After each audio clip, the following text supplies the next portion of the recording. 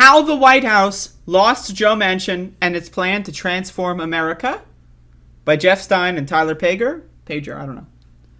So this is some very interesting fan fiction. And, you know, I've seen a couple other people talk about this a little bit. You probably have. And this story is one that we probably are all very familiar with if we've followed anything in national politics over the last couple of years. At least since Biden was inaugurated. But this article is some really interesting fan fiction. And so I want to read this. And there's a lot going on. This is a big one. So, a breakthrough seemed close. It was mid-December, and President Biden had been negotiating for months with Senator Joseph Manchin III. So, let me get this straight. So, it's President Biden and Senator Joseph Manchin III. That's weird, right? Because President Biden should be President Joe Biden II. That's his name, Joseph Robinette Biden II. So why is it President Biden and not President Joseph Biden II? Or why is it not Senator Manchin instead of Senator Joseph Manchin III? That's interesting. That's interesting, okay? This is just a weird thing that I've noticed. And honestly, it's not okay. But that's the least of our concerns with this article. Over Biden's sweeping plan to reconfigure the American economy. House Democrats had already approved $2 trillion for Biden's Build Back Better agenda. And pressure was mounting to push the measure through the more narrowly divided Senate. But first, Biden had to overcome resistance from Manchin, the Senate's most conservative Democrat. On December 14th, the pair seemed to make progress. Manchin had offered a support for a $1.8 trillion package. Now again, in January of 2021, Joe Manchin said, $4 trillion. Sounds good to me. So, just throwing that out there. A step toward the White House position. Well, Biden agreed to jettison a budget gimmick that Manchin believed was disguised the true cost of the plan. The tenor of their conversations was peachy, according to one person briefed on the talks, and the two sides agreed to put out a statement saying that they would continue talking, and then, incredibly, it all fell apart. His Majesty Joseph Manchin III. The statement drafted by the White House aides 2 days later named Manchin as the focus of negotiations. White House aides sent a draft of their statement to Manchin's office ahead of the release. Manchin's chief of staff responded by asking the White House legislative director to either remove the senator's name or add Kyrsten Sinema. What?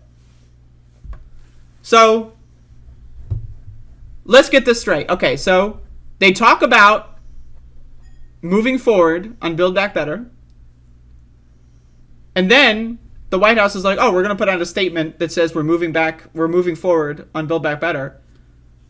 Here's their statement, right? Because why are they sending it to Manchin in the first place for approval? That's just weird, right? The statement was just like, we're moving forward on Build Back Better, and Joe Manchin's on board. And then Joe Manchin's like, whoa, what the fuck? I'm on board? Whoa!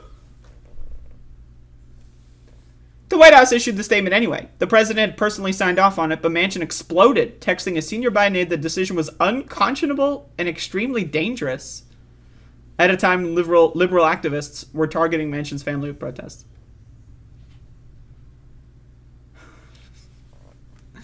So, why I call this article fan fiction is because it implies... This article's implication is that Joe Biden made some weird tactical misstep and blew up the deal, and Manchin was, rightfully angered. There's people's protesting outside my house! Why you put my name on it? You're a fucking United States Senator, dude. You're a United States Senator. Why you put my name on a piece of paper? There's people at my goddamn house! What? But the thing, again, that makes this fan fiction so interesting is that Joe Manchin is the largest recipient of, again, oil and gas companies, Big Pharma. His daughter's in the pocket of Big Pharma, running a corrupt fucking EpiPen gouging scheme, right? So, but that's not part of this at all. Okay? The only reason why Build Back Better tanked was because Joe Biden released a milquetoast statement saying that Joe Manchin is talking to them. It's not that he's receiving millions of dollars from corrupt donors. No. That's fine. It's Joe Biden released a milquetoast statement that positively mentions Joe Manchin. That's why. It makes perfect sense. Rudy Kisley, $20. Thank you. January 6th House hearings tomorrow, 8 p.m. Eastern, every network but Fox. Also, every network but Fox and Above It All, because I don't know if I'll be covering it live, but thank you for that. The January 6th House hearings have been coming out with a lot of new information. I try to keep up with it, but sometimes I miss. But thank you for the super chat. I appreciate that. 3 days later, Manchin declared his opposition to the legislation on Fox News. The negotiations never recovered. And Build Back Better, encompassing years of Democratic policy aspirations to reduce child poverty, transform the nation's housing system, enact new early education programs, tax the rich and more, was effectively dead. Now, I also want to spend this moment talking about people like Ro Khanna and Pramila Jayapal. Last autumn and winter, right? From September, because I remember Pramila Jayapal was saying, we'll get this done in September. We got this. Nancy Pelosi's on board. We got it. Joe Manchin's on board. And then it didn't happen. And then you had people like Ro Khanna and Pramila Jayapal, so-called progressive caucus members, going out there and doing literally dozens of television interviews saying, Joe Manchin's a great guy. I love him. He's great. We just slightly disagree. But he'll come around. He'll come around. He'll come around. This idea, this is a fan fiction. I use this term very specifically. If you don't know what fan fiction is, right?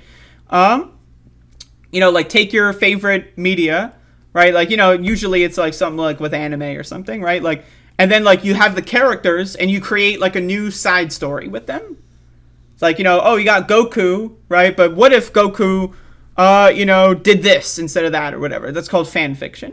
And why I call this fan fiction is because the idea that Joe Manchin is like a rational actor and not a corrupt fucking douchebag, that's make-believe.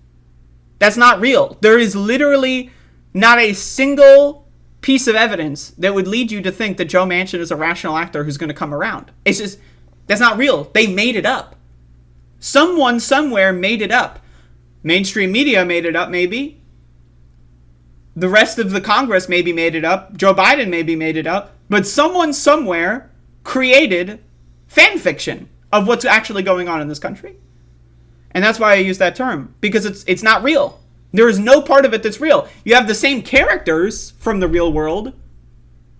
But then you're changing a bunch of the story details. Oh yeah, it's the millions and millions of dollars that he's receiving from companies that are in opposition to Build Back Better, and every time he goes to do an interview, he gets more and more money and donations from them. It's not that. No. It's the milquetoast statement that Joe Biden read or released.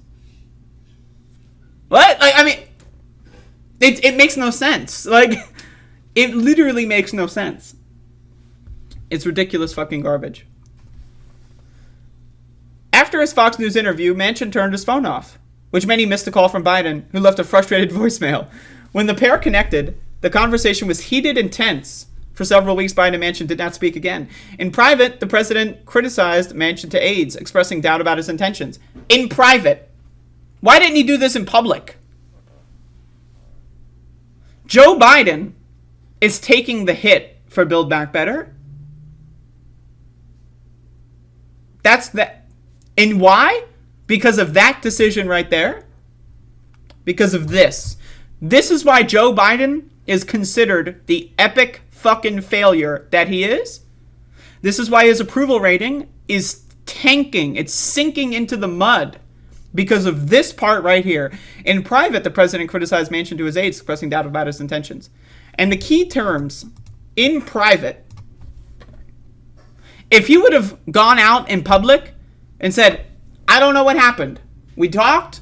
We had a dinner. Everything was fine. I released a statement that said everything was fine. And then he blew up for no reason. Coincidentally, he went on Fox News, said a bunch of bullshit. And then a bunch of people started, like a bunch of opposition corporations against Build Back Better started donating to his campaign.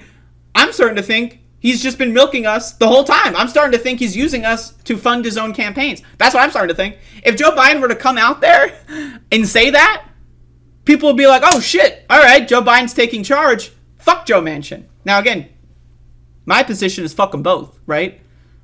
But this part right here is why Joe Biden's presidency is sinking into the ground. As lawmakers returned this week to Capitol Hill, talks have been rekindled between Manchin and Senate Majority Leader Charles E. Schumer. What is with this weird Charles E. Schumer, yes? Over a proposal likely to be far less substantial than the nearly $2 trillion deal Manchin and the White House seemed to be moving toward sealing last year. With Republicans hoping to win control of Congress in this fall's elections, Biden may never have a better chance to leave the lasting policy legacy. Now again, when I talk about fan fiction, okay, this is fan fiction. Biden may never have a better chance to leave a lasting policy legacy.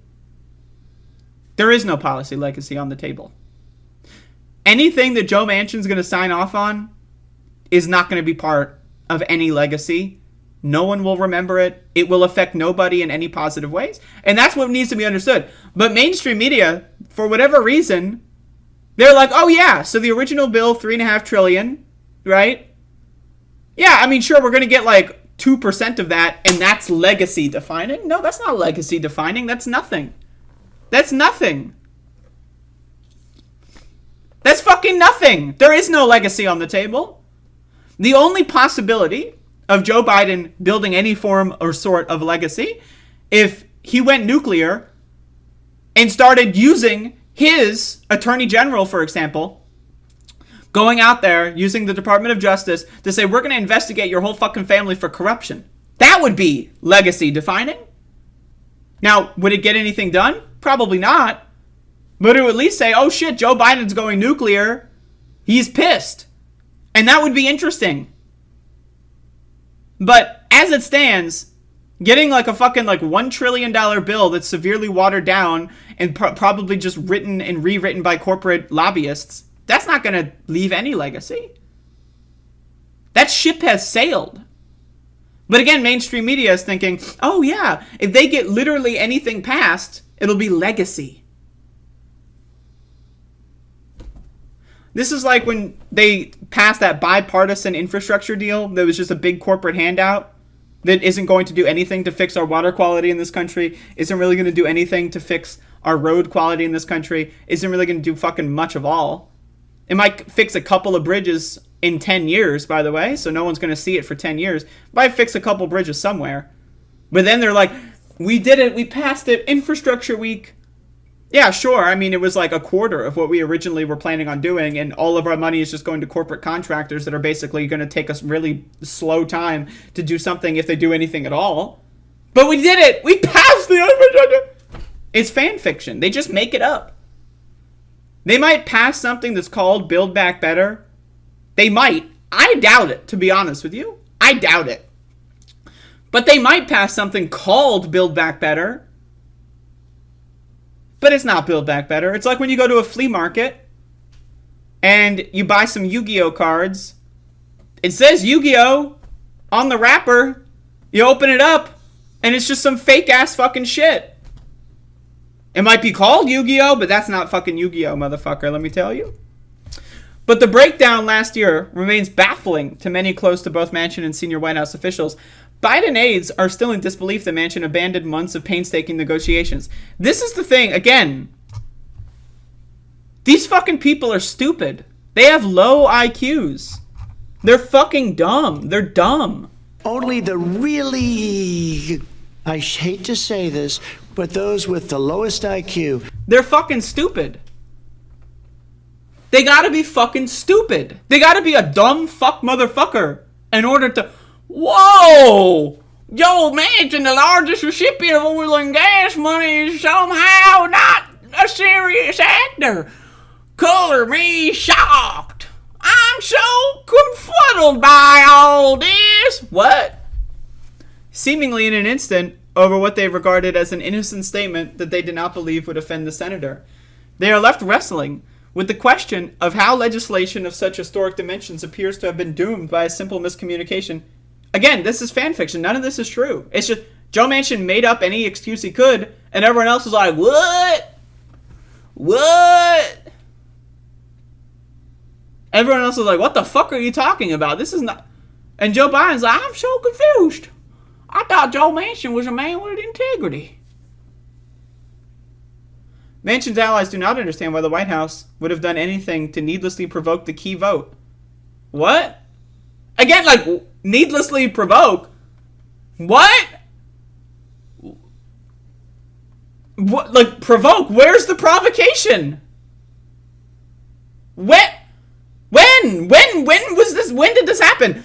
Releasing issuing a statement that says, yeah, we talked to Joe Manchin and we're going to continue talking to him and we'll move forward. That's not a provocation. Did the statement have like a fucking, was it like one of those things, like a fucking like Van Gogh painting where you x-ray it and there's like something underneath? What is this, like National Treasure, where you fucking dip like a mysterious fucking citrus liquid on the Declaration of Independence and then there's like a secret map on the back of it? Like, where is this fucking provocation? Because it's not in the statement that I read. What? You know what I mean? Like, what the fuck? And mainstream media is just like, oh, this must be what happened. There's no ulterior motives. Politicians are truthful. Every time a politician speaks, you have to take them seriously. Yes, you do. How about politicians lie all the time? Is that possible? Is mainstream media possibly ever going to think about, did this person, were they dishonest?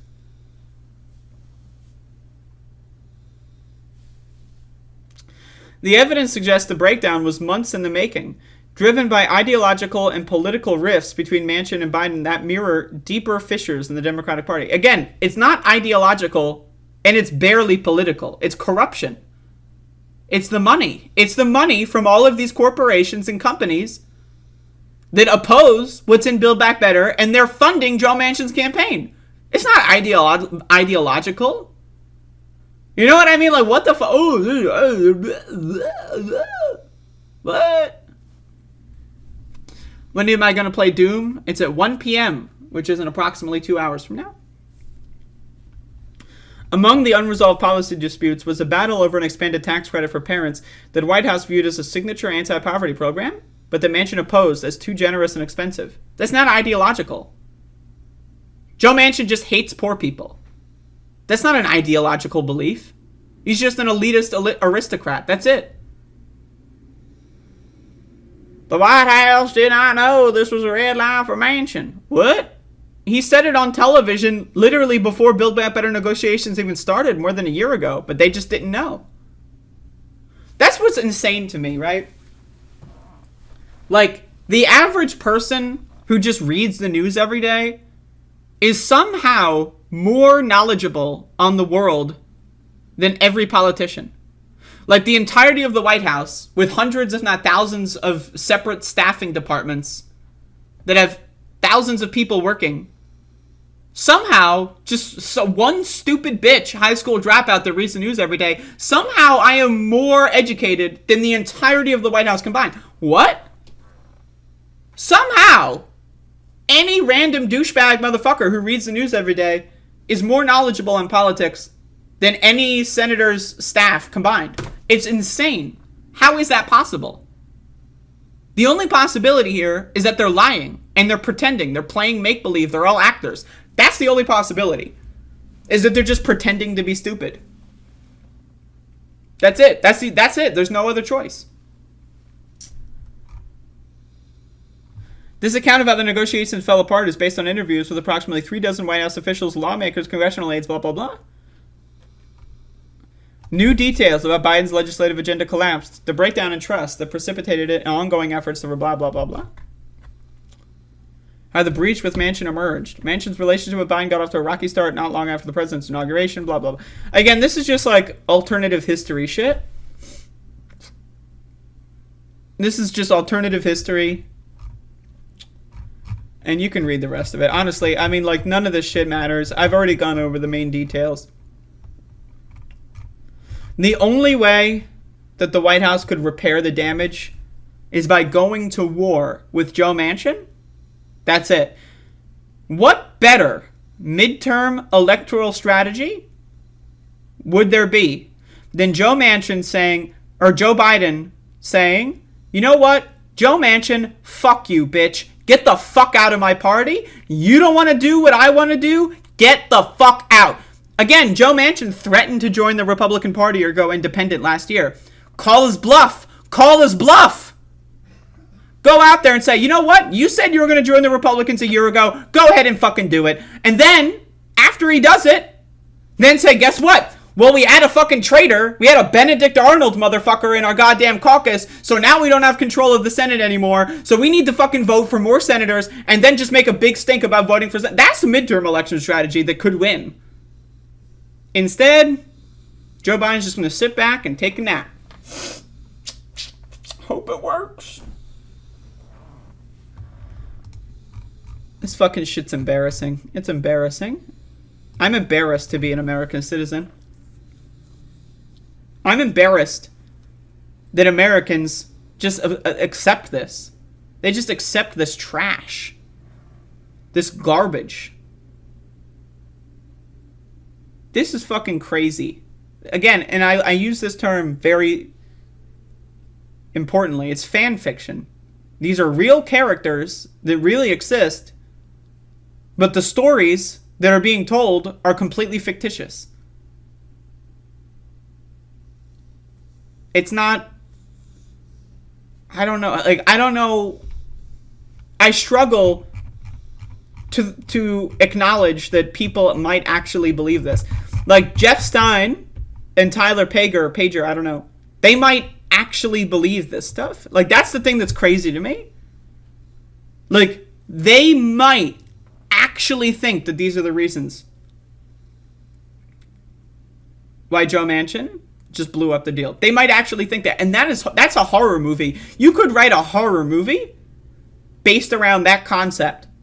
That there are actual human beings that exist in the world that would think that a random letter that positively mentions Joe Manchin from the White House is the reason why it blew up. Like, you could, like, that's a horror film. Like, that shit's insane. I struggle to think that they actually think that. I hope to God that they know what they're saying is garbage and they're just doing it for a paycheck.